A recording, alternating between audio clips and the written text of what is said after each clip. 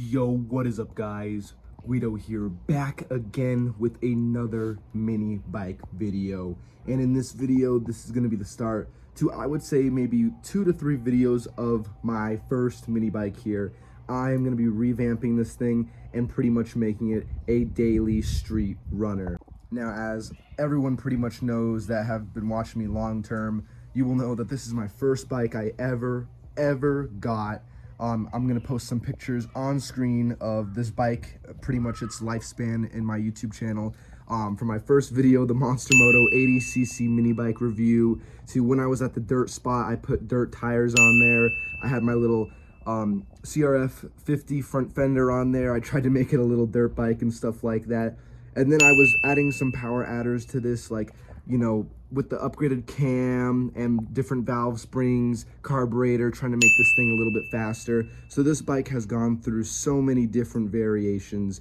And now, since I have so many other mini bikes and projects, it's time for this one to just kind of be a set specific bike. So now this motor and everything on this bike is pretty much reliable. It's perfect.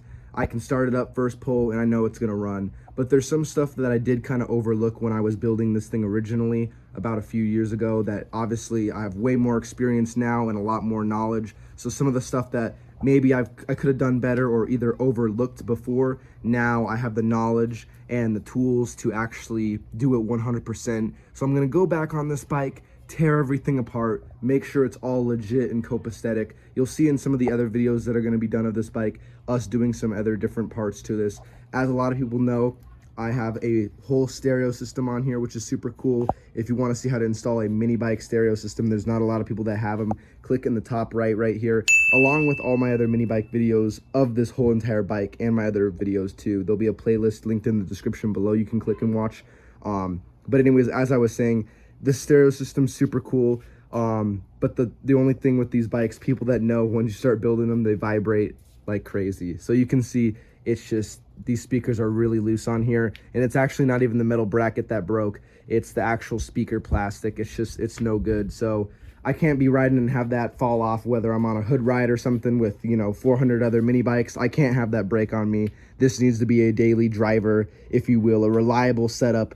And right there, just that's not a very good setup. Plus, with my battery setup that I'm running on this bike, I'm only getting about maybe 30 minutes, give or take, with the stereo system going and my lights on at the same time. If I just have the stereo going, I look at maybe an hour or so, and then if I just have the lights on, I mean, it's endless. It lasts pretty much forever. But just the stereo with my amplifier I have installed underneath the seat, it pulls a lot of electricity, so it's just not really fitting for this bike.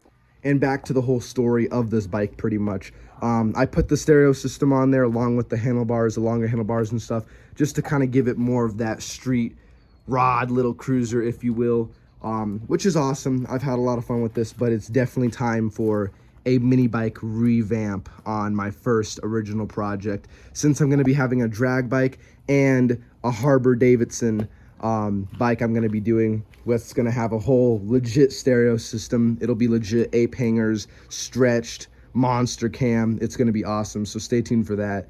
But like I said, this bike is going to be revamped to my daily driver, something that I know is reliable, something that you guys will see at the hood rides, something that I can just take anywhere and not have to worry about it, and I can beat on it. Like I already stated too from my previous videos, the motor's already pretty much built. There's just some stuff I'd like to, you know, make sure it's, you know, legit. I'd like to do an oil change, replace the side cover gasket, and kind of just make sure everything's tight and to spec, because this bike has quite a few miles on it. It's been ridden pretty hard, so I'd like to just do a little revamp. So with all that said, the little backstory on this bike, let's just get straight into it.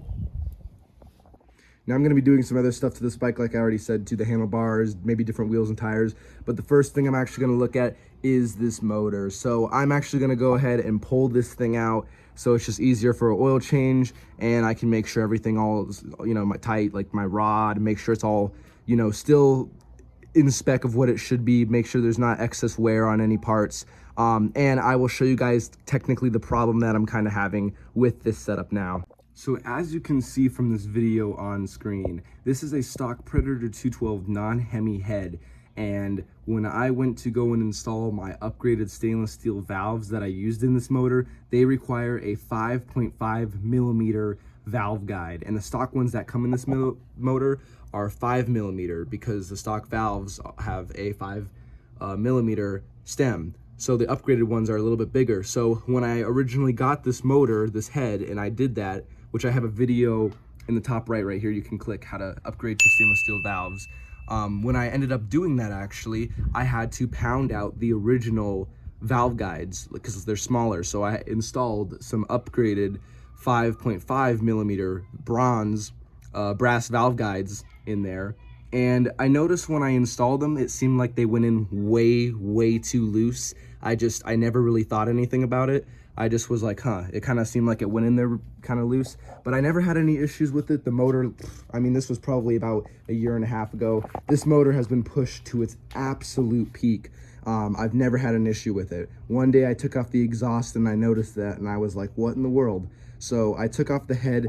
I realized the little C-clip that goes around there actually had fallen off. So I was like, oh, you know, not a big deal. I put it back installed, you know, it seemed like it was fine, and I just was wondering, I wanted to do a little checkup. I took it off and the same issue's happening. So my guess is it's just too loose. It's moving up and down inside of the head. And obviously that's no good. Clearly the bike is pushing 64 miles an hour. It runs just fine, but obviously that's not good. You don't want that excess wear, and that's a big no-no. So I'm guessing since there's so much movement in between, it's causing that C-clip to pop out, because I reused the one that was on there in the beginning, so it was probably loose from when I bent it out and tried to bend it back on there. So it was probably loose. That's why it probably keeps falling out. Besides the point whether it falls out or not, it's way too loose. There shouldn't be that amount of movement in there. There should be no movement at all. So that's kind of unfortunate. So that's kind of why I'm in this position now. Clearly that has nothing to do with how the bike performs, because like I said, 64 miles an hour all day long on this, but obviously that's not good. And the only thing I can think is just the fitment between the head and the brass valve guide. So we're going to completely ditch all of that. I have a brand new head that I'm actually going to be installing on here. It is actually 1 cc smaller, so I'm going to be getting a little bit more compression. It has been milled a little bit too for more compression, and it already has professionally installed 5.5 millimeter valve guides in there. So I should be able to pretty much just use all my original hardware from this one, all my stainless steel stuff, and swap it on over. I'm hoping that those valves aren't damaged. They shouldn't be, because brass is a very soft material. Those valves are stainless steel. The only damage or wear would just be on those valve guides and on that aluminum head. At least that's what I'm hoping. We're gonna find out once I tear it all out and stuff like that, but that's how it should be at least. So I'm pretty much gonna take all my built good accessories from that head, my valve springs, everything, swap it on the new head and put it in back installed, and, you know, get it all tight and stuff like that. Also, it's nice that I'm upgrading to a new head too, because it will have new threads on the valve cover there. These motors, these heads, they're aluminum.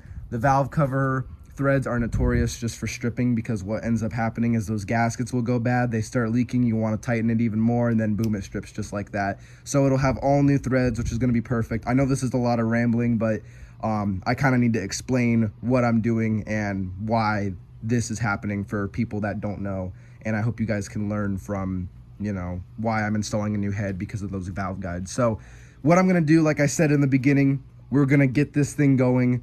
I am going to start taking everything that is pretty much holding this whole entire motor in, all the wiring for my horn, my throttle cable, all that good stuff, my catch can. I'm going to take all that off so then this motor can freely come out. Now to remove the throttle, you just twist this top cap off right here on the carburetor, and then your assembly will slide on out just like this. My exhaust is already loose because I took it off to show you guys, so this can just slide on off. Now just to remove my valve cover vent tube for my catch can here, and then with that line removed, it can just come and slide straight off. Now I'm going to disconnect the wires for my horn. There's one and there's two, so now my horn can come free. It can come off because these wires are connected to my button up there. And then what I'm going to do next is I'm actually going to disconnect my kill switch wire, and the kill switch wire is just this male bullet connector that goes into the female bullet connector there, just unplugs, and then it needs a ground. So this right here is a 8mm bolt.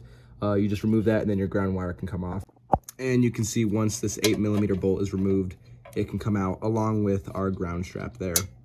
And with that, all our accessories and stuff are pretty much all off and all disconnected. Now all we have to do is remove all the engine bolts, nuts, and washers, and also undo our chain.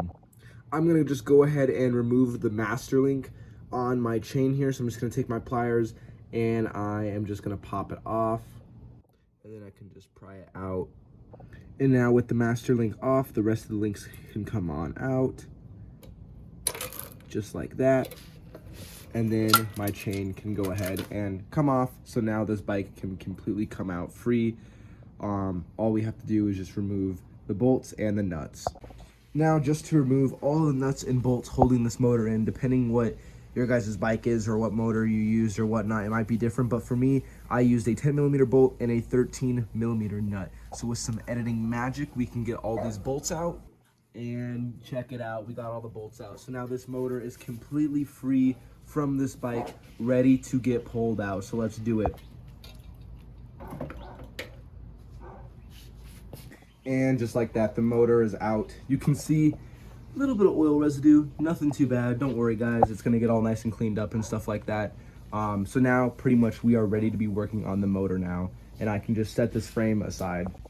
And check it out, we got the motor off. We are ready to go on this thing. But make sure you guys stay tuned, because that is going to be in another video. This video just got a little bit too long, and this is kind of part one to the whole revamp of my first mini bike. So make sure you guys stay tuned. We have tons and tons of parts that are going on this bike. This bike is going to be completely revamped, and I'm still on somewhat of a budget, so this is going to be pretty much like the best bang for my buck, I guess, to get this bike exactly how I want it and to get it pretty much revamped of the stuff that I should have done since day one. So make sure you guys stay tuned. Make sure you guys comment, like, and subscribe so you don't miss the next episodes of this bike. And peace.